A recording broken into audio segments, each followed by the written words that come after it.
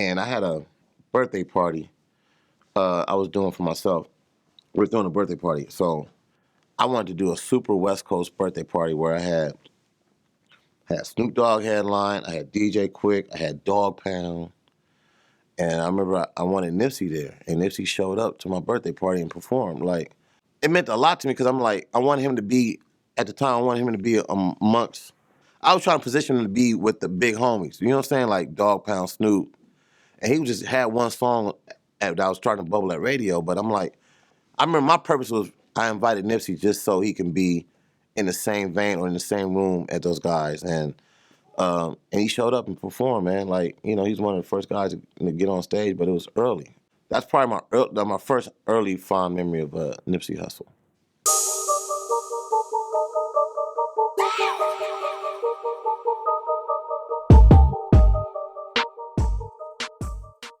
I think this time and age where we're in now, not to sound like an old motherfucker, but where we're at right now, I think for a new artist trying to, and I hate using the word trying because I say when you break. So a new artist they know what they want to do, that's want to break into the industry or want to break, period, I feel like you got to be authentic. I feel like you got to have your own sound. Like, what's going to separate you from this next motherfucker that's next to you? Like, if y'all start rapping bar to bar and y'all sound alike, I don't know who to choose at the point. Like, if I had to close my eyes. So I just feel like if you're really authentic and be original, you know, we're in a day and age where it's like you don't have different cliques or you don't have different producers working with it. Like, it just, everything sounds so like one big melting pot. But I feel like those who cut through are the ones who are really original. I feel like right now the opportunities in the music business is endless. And what I say by that is, like, you have access to Instagram. We're on you know, you wake up on Instagram and you see stuff that people tag stuff in, and you know, that's one way to explore stuff. And you see what people post on YouTube, World Star Hip Hop. Like, you know, you still go on that. Like, there's a lot more avenues or lanes for you to go down opposed to trying to run to a record label and trying to get on. Like, you can get on you know, you can get on by hustling yourself, and it's just a little bit more. The digital space is a little bit more far reach. In this game, I feel like you're always going to have mentors. Even as old as that I am, I still respect mentors my age or younger or older than me, right? And one of my, hands down, one of my mentors is No I.D. To when they restarted Priority to get my foot back into the record label side. And one of the tidbits he said to me, and he was talking and telling a story because No I.D. he's always dropping gems. He's like Yoda, you know what I'm saying? He'll say some shit then go. Stand next to the W. Always stand next to the W. And even me and my girl use that slogan. And what that means is, if it's something that's winning, stand next to the W, homie. Like, I'm right here. This is my win. I'm standing next to it. Instead of trying to, like, get the W, then maybe move on to something. Nah. Stand next to the W. So No I.D. is definitely my W I'm standing next to. That's my guy, and I really value that relationship. And I don't think he understands how he single-handedly, pivotally changed my life into a new purpose.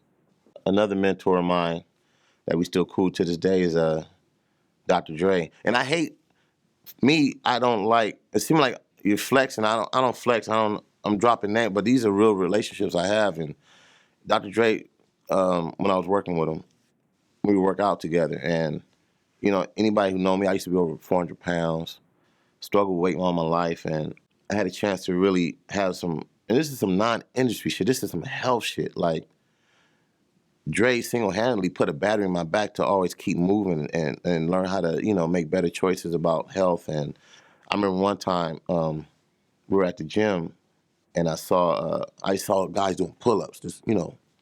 And as a kid, you know, you have these these PE tests, and I can never do a pull-up in junior high school, middle school, whatever. And I told him, I said, man, I don't think I ever want to, I don't think I could ever do a pull-up. And I'm shredding weight. I'm starting to get stronger. And he's like, and he stopped. I remember him stopping me, and he was like, what?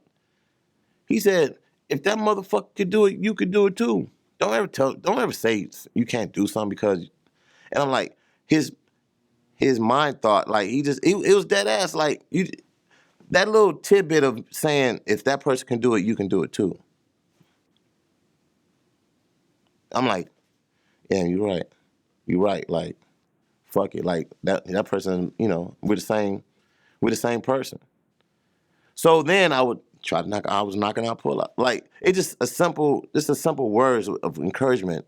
You never know how that can change somebody's life. But that was one of my that's one of the things I always tell Dre, like, yeah, you put the battery in my back to work out and do better for myself. One of my fondest memories I have several fond memories of Nipsey. So at the time when Nipsey was getting on, I was already at radio. I was doing a morning show. And my role with the morning show or with the radio station with Power 106 at the time was if the artist wasn't in a position to be on morning radio, I still feel like this. I always have the relationship with all the artists coming up and coming, and so you just be cool with everybody. You know what I'm saying? So Nipsey was grinding, and I had a birthday party I was doing for myself.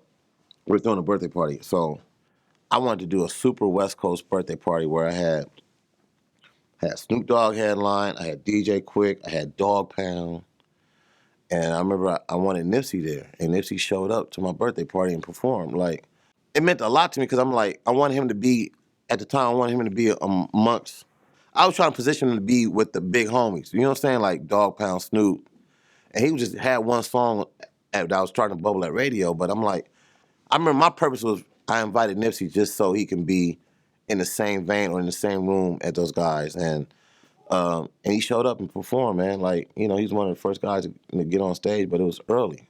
That's probably my first early fond memory of Nipsey Hussle. I feel like Nipsey Hussle's impact to hip hop. I'm going to be very key when I say to hip hop and to music.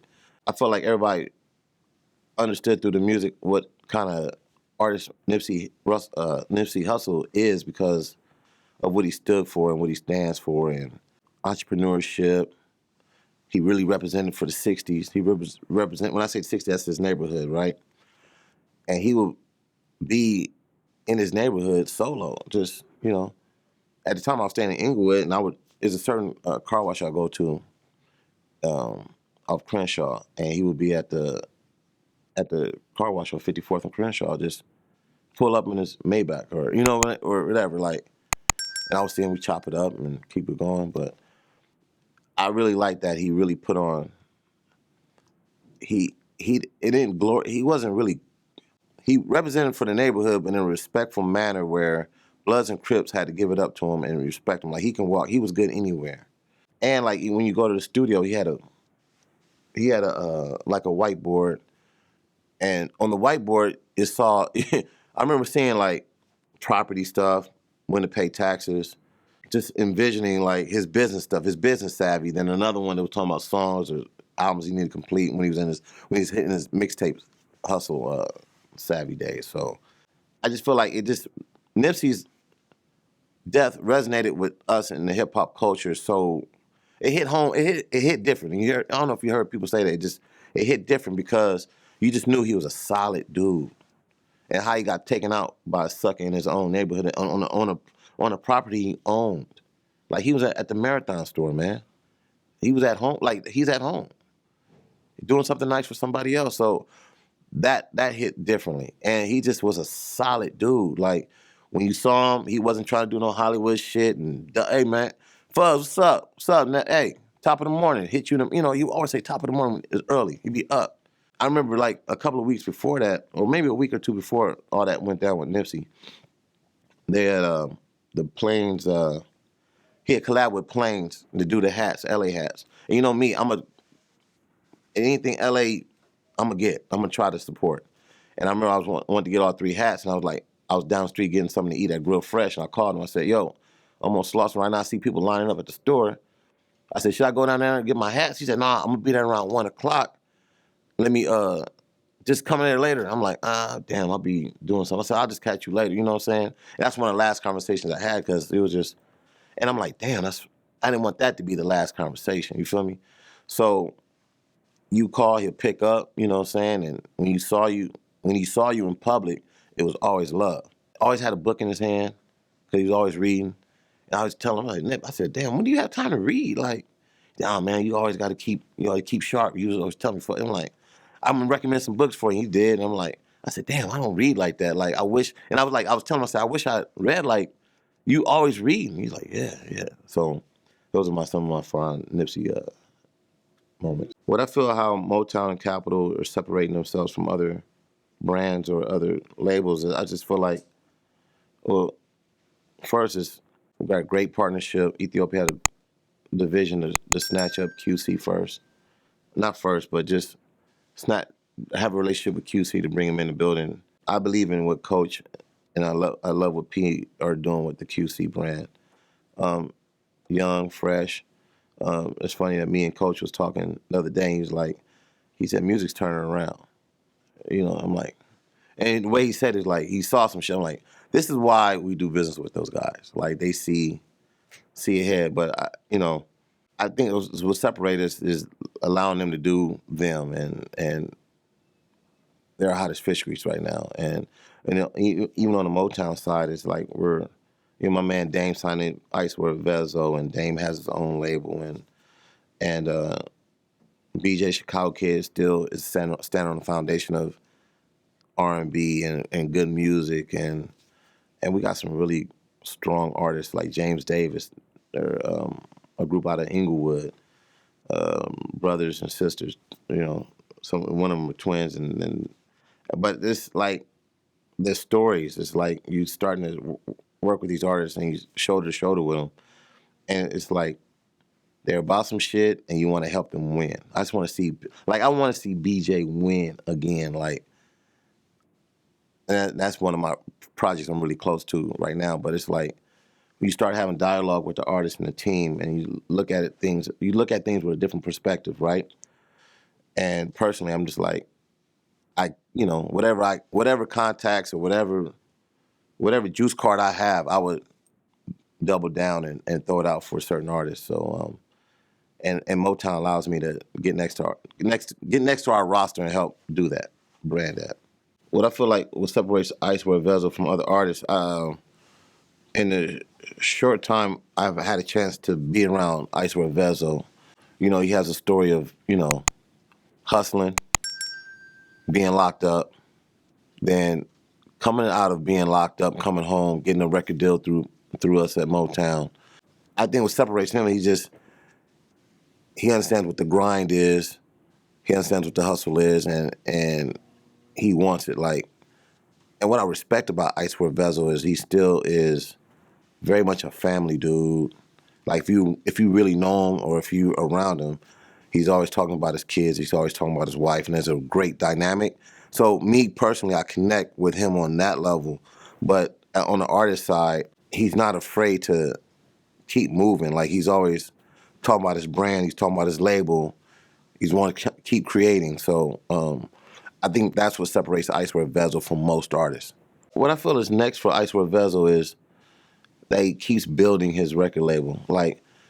And me as a, I do artist relations at Motown, but when I'm with him, I'm always saying, let's promote your record label. You got to tell people what your record label is. You know what I'm saying? And he's always like looking at me like, is it cool for me to be the artist and talk about? I said, yeah, man, like, you're the boss. So I think what's next for Icewear Vezzo is that he just blows up his record label. He has a young, and I forgot, he has a little young kid that's signed to his record label that is very charismatic and young, little spunky little motherfucker, right?